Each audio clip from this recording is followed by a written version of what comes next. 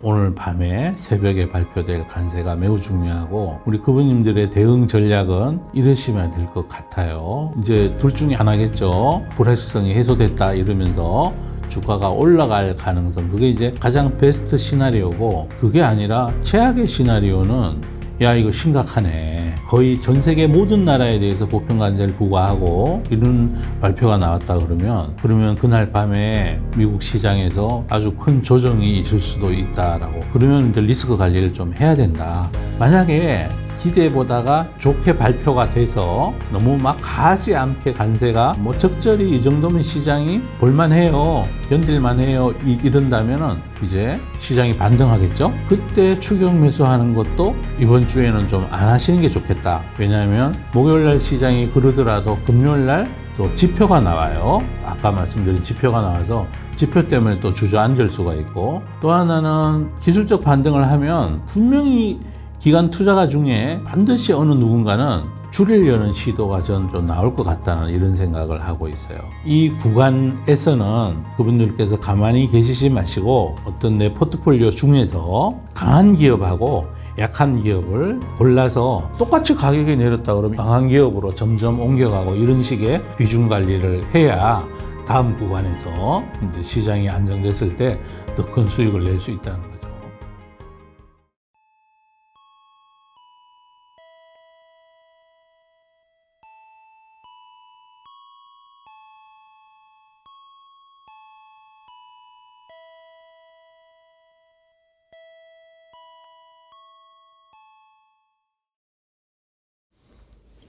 네, 안녕하십니까 그분들.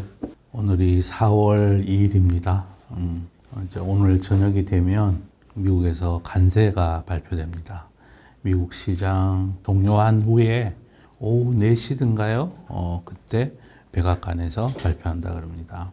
백악관 그 젊은 여성 대변인이 있으시죠? 그분이 인터뷰한 거에 의하면 이제 다 결정됐대요. 트럼프 대통령하고 관료들하고 다 결정하는 걸 자기도 옆에서 들었대. 들어가지고 다 알고 있대. 알고 있는데 대통령보다 먼저 내가 얘기할 수는 없다 이러면서 오늘 우리 시간으로 내일 새벽 5시에 발표될 것 같아요. 상호 관세. 이미 자동차 부분은 발표가 됐죠. 25% 관세가 발표가 됐고, 그러면 이 관세 발표가 미국 시장에, 미국 경제에 어떤 영향을 미치길래, 세계 경제에 어떤 영향을 미치길래 이렇게 온 세상이 이걸로 인해서 주가가 고통을 받고 있는지, 이런 부분들 오늘 말씀드리고자 합니다. 그리고 거기에 따라서 예측, 주가에 또 앞으로 어떻게 영향을 미칠지 이런 부분들도 함께 전해드리고자 합니다.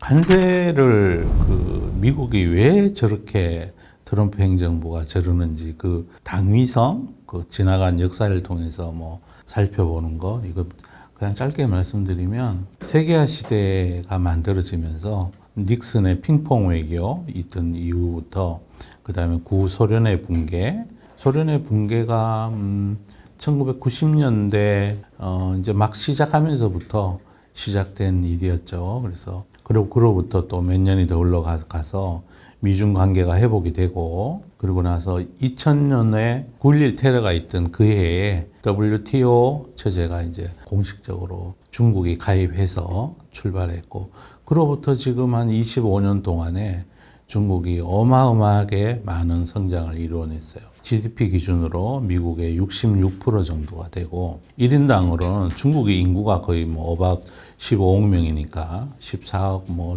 6천인가 7천 그 정도 되겠죠. 근데 미국 인구하고 비교해 보면 1인당은 낮다고 그러더라도 사실상은 물가 수준을 감안했을 때는 구매력 기준으로는 이미 전 세계 넘버원 GDP 국가가 됐어요. 그 사이에 미국은 자기들의 이해관계 때문에 미국 빅테크들은 글로벌로 아웃소싱을 했죠.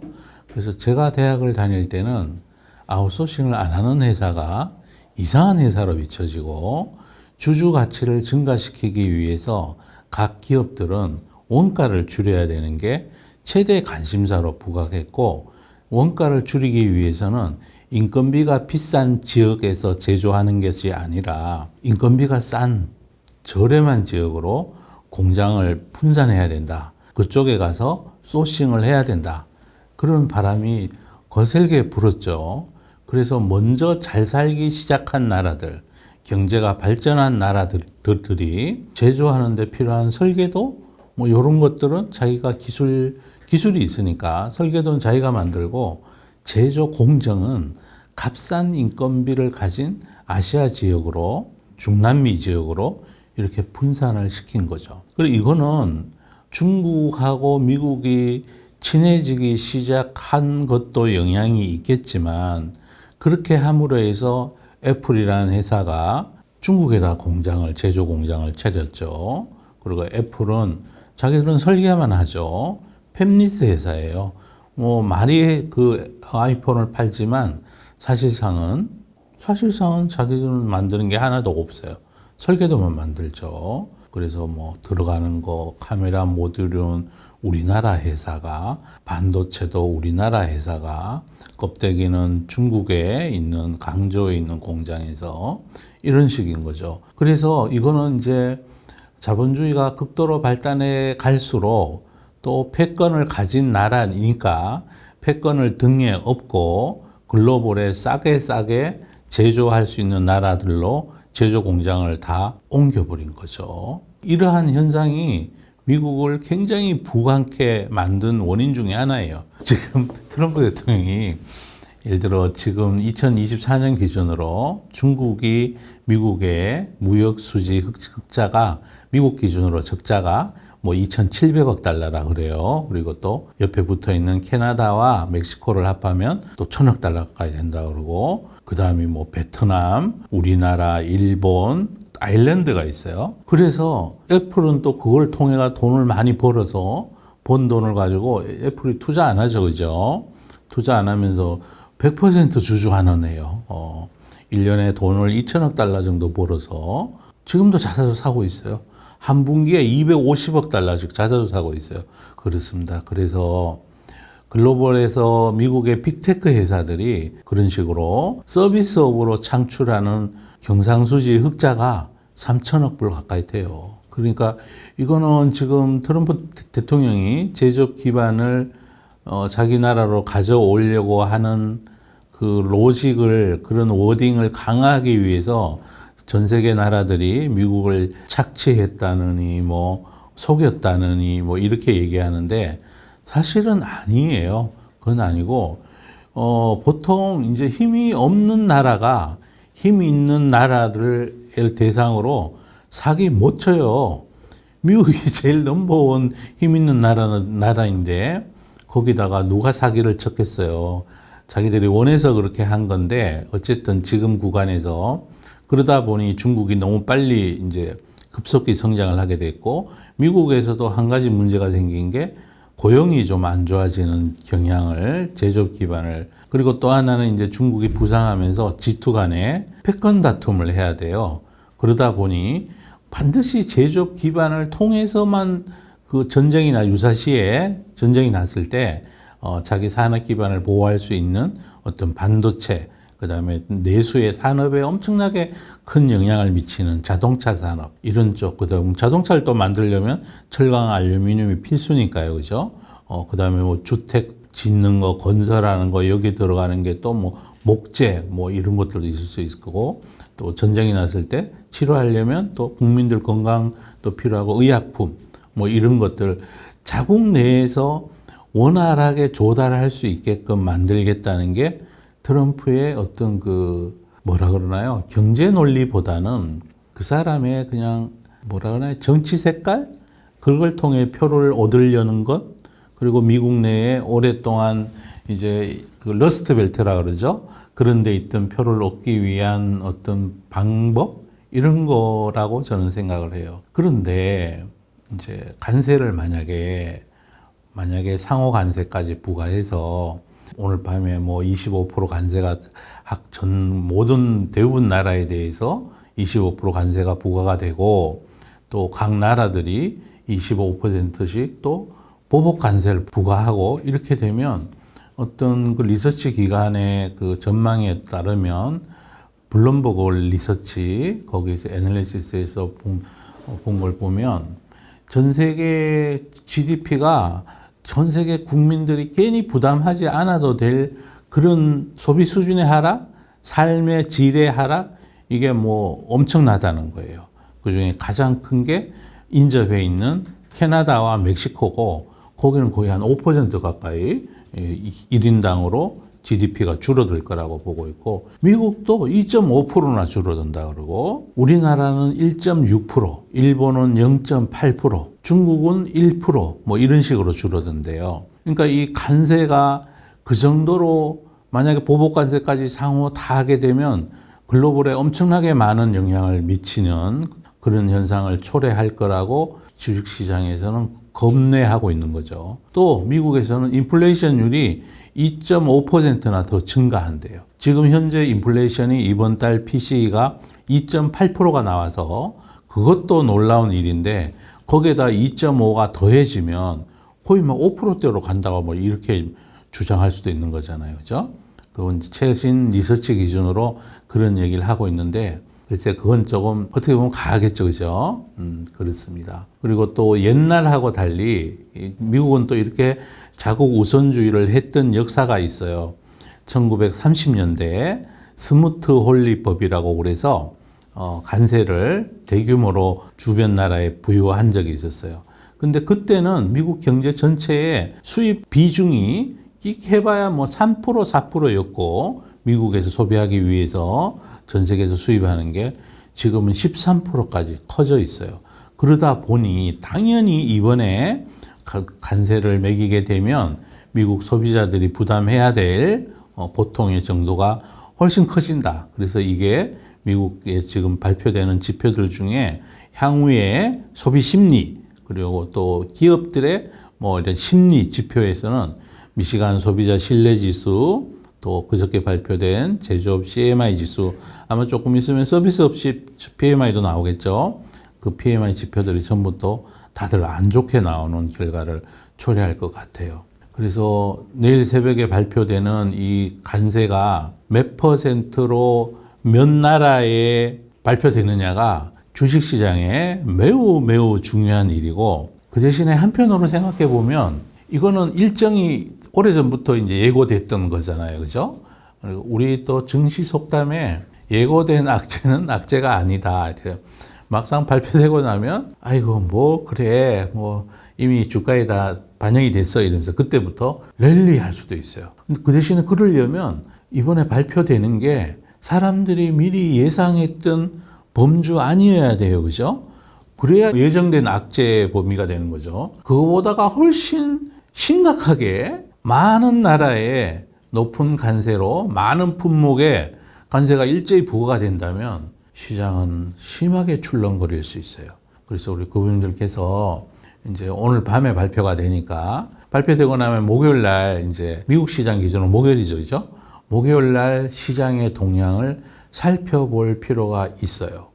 그리고 이번 주에는 그것만 있는 게 아니라, 이 상호 관세만 있는 게 아니라 금요일 날 고용 지표가 또 나와요. 미국 노동부의 구인 구직 비농업 부분 고용자 숫자가 나오는데, 그게 또 월간 기준으로 굉장히 중요하다고 미국에 있는 리서치 기관에서 주장하고 있어요.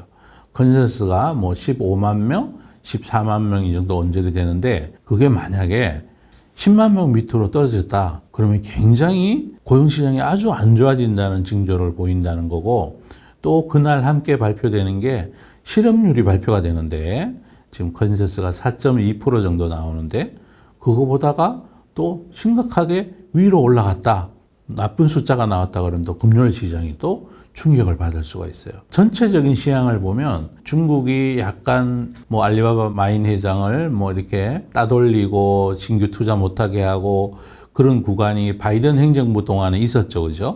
그래서 바이든 행정부 있는 동안에 미국 지수는 미국 예외주의 이러면서 많이 올랐고, 그래서 미국의 S&P 지나간 10년간 평균 PER이 16배에서 17배인데 지금 21배까지 올라 있는 시장이고, 중국은 또 그동안에 오르지 않았고, 그러다 보니 어떤 밸류에이션 갭이 존재하고 있는 중에 아니나 다를까 지금 또 미국이 전 세계에 인심을 잃는 중이잖아요. 그러다 보니까 중국 시장으로 자금의 글로벌 자산 배분이 새롭게 이루어지는 부분도 존재하고 있는 터고, 또 아까 좀 전에 말씀드렸지만 관세, 서로 보복 관세를 한다 하더라도 우리가 관념적으로 알기에는 야, 보복 관세하면 중국이 제일 큰일 나겠네 싶은데 실질적으로는 그러지 않아요. 중국이 1% 정도의 1인당 GDP 손실이 그거밖에 안 된다는 걸 그래서 정작 관세를 부과한 미국보다도 피해가 적다. 이런 측면이 미국에 있는 블룸버그 애널리시스의 전망이라면, 그게 또 널리 보도가 된다면 아마 시장은 미국 시장이 더 정체될 가능성이 있고, 관세가 발표되고 나면 오히려 중국 시장이 또 오히려 반등할 여지도 오히려 더 많이 있다. 계속 랠리해버릴 가능성이 있다, 이런 생각이 들고요. 그 사이에 이제 시진핑하고 우리 트럼프하고 6월달에 회담을 한다고 그래요. 그 사이에 또 6월달까지는 계속 치고받는 흐름은 나올 거예요. 나오는데 지금 이번 주에는 요게 이제 단기적으로 매우 중요한 거다. 그리고 미국의 많은 그 기관 투자가들이 최근에 관세를 우려해서 미국 시장 비중을 조금 줄여놓은 상태예요. 그래서 줄여놨으니 관세 발표되는 정도의 불확실성이 그렇게 크지 않다면 어쩌면 시장은 반등할 수도 있어요. 그런데 우리 구독자님들 항상 밸류에이션 체크해야 되고, 또 다른 대안 시장이 존재하고 있다는 것도 반드시 체크해야 돼요. 옛날에 중국하고 달리 요즘의 중국은 이제 기술 수준에 있어서 미국을 상당히 따라가고 있고, 그러다 보니까 글로벌 투자자들 사이에 밸류에이션이 비싼 미국보다는 중국으로 좀 가고 싶어 하는 그런 것도 있어요. 그래서 기업에 대해서 중국 정부가 공동부유 정책을 펴는 동안에는 글로벌 투자자들이 중국 기업에 투자하기가 상당히 어려운 부분이 있었어요. 그게 뭐였냐 하면 정부가 자꾸 기업 가치에 개입한다는 거. 그랬는데 이번에 이제 중국 정부가 방향을 바꿨잖아요. 그죠? 기업들을 먼저 돈 벌어도 된다. 그 대신에 고용을 많이 창출해라. 그래서 최근에 알리바바가 몇 년 만에 신규 고용도 하고 지금 그러고 있는 거예요. 그러면 글로벌 투자자들이 그쪽으로 좀 옮겨갈 니즈가 생겨 있는 거죠.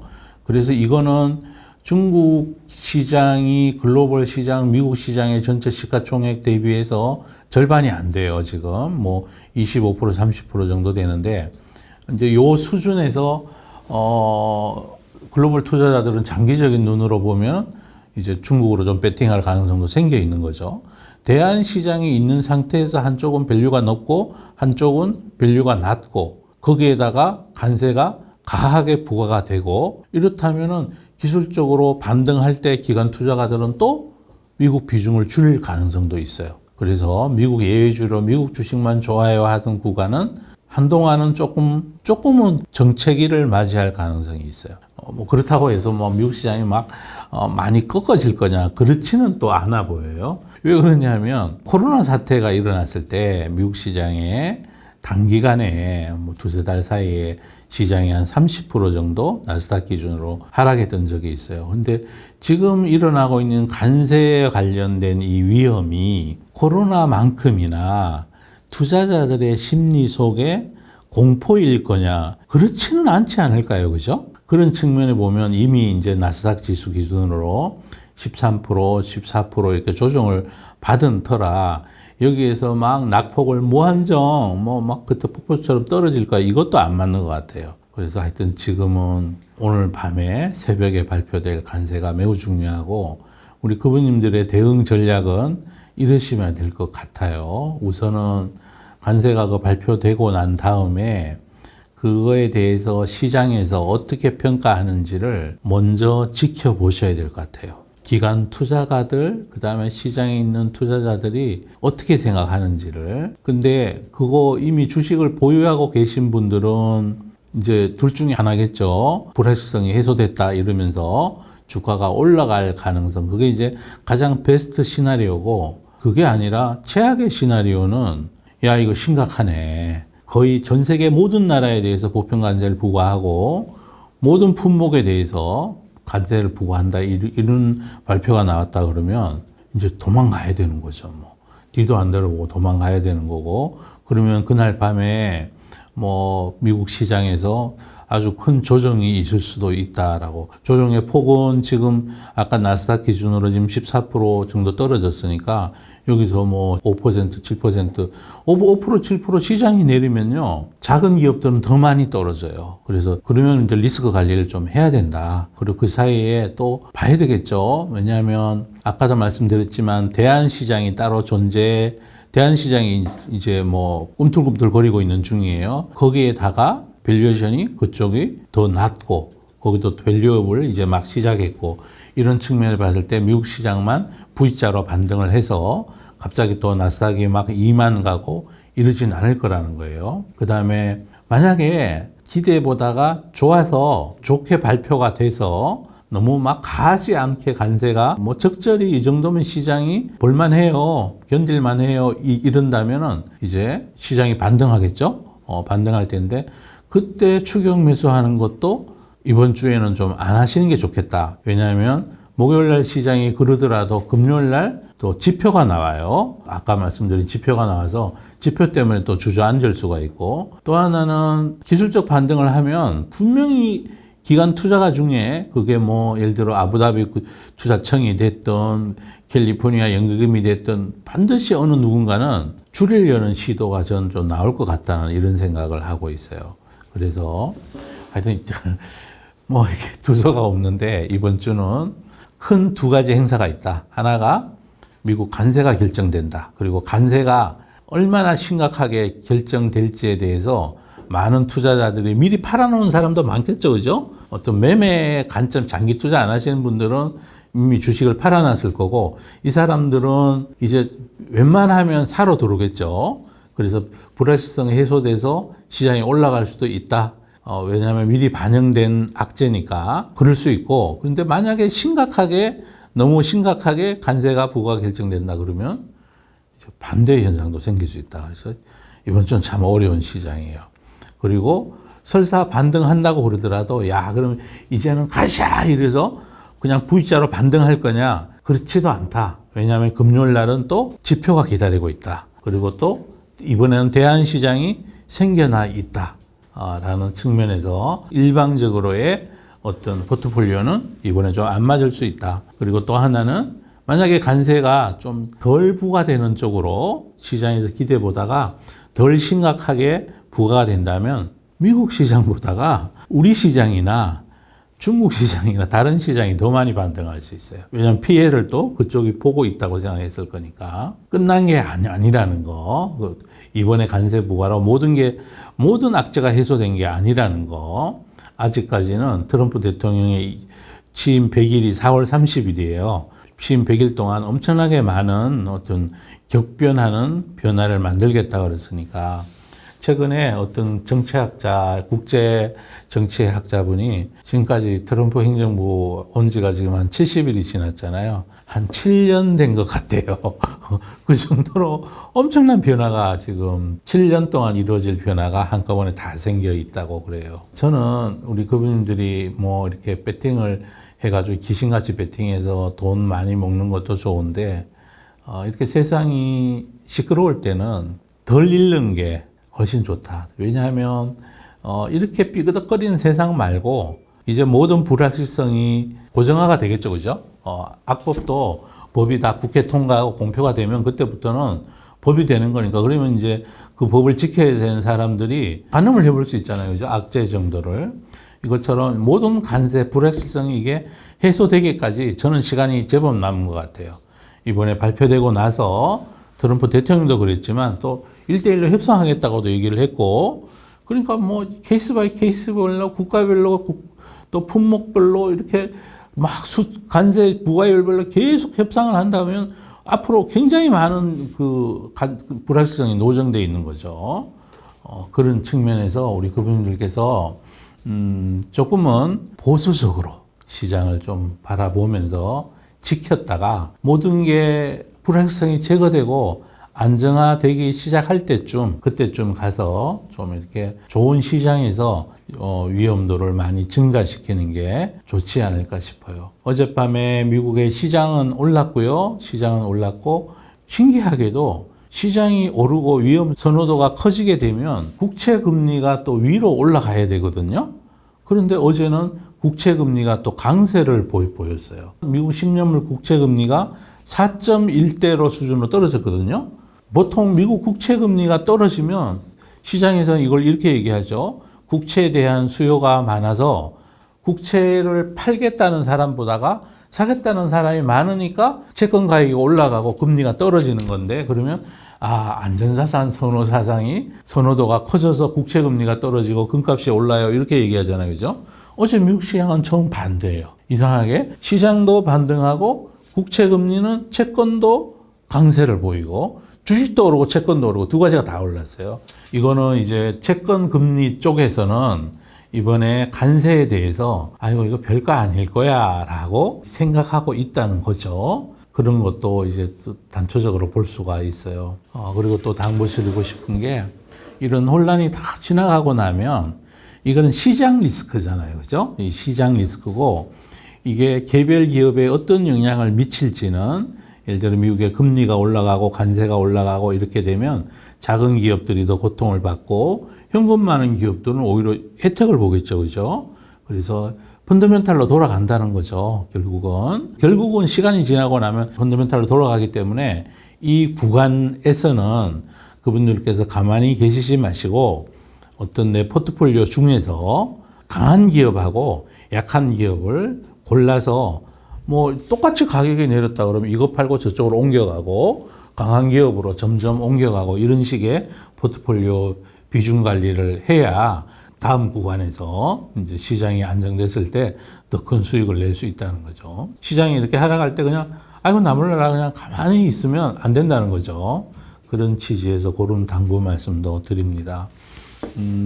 혼란스럽습니다. 모든 게 혼란스럽고, 혼란스러우니 가격이 싼 거죠. 그죠?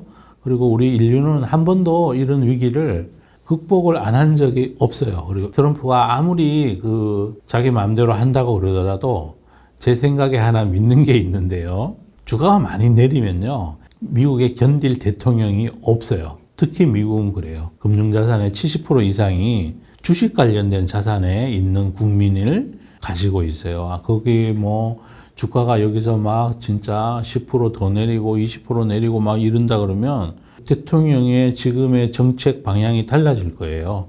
만약에 주가가 떨어지는 게 관세 때문이라면 슬그머니 관세 때문에 물가가 올라요, 주가가 떨어져요, 기업들이 죽을 지경이에요, 이러면 바꿀 거예요. 미국은 그럴 겁니다.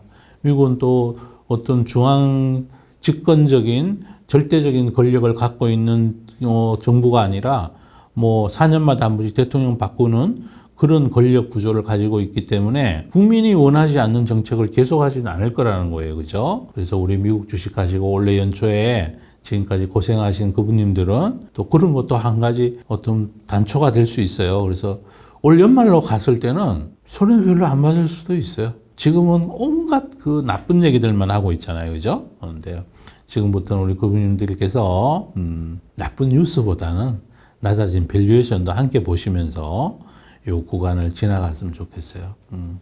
뭐 두서없이 말씀드렸습니다. 조심하자는 거죠. 조심하는데 포기하지 말자. 다 와간다.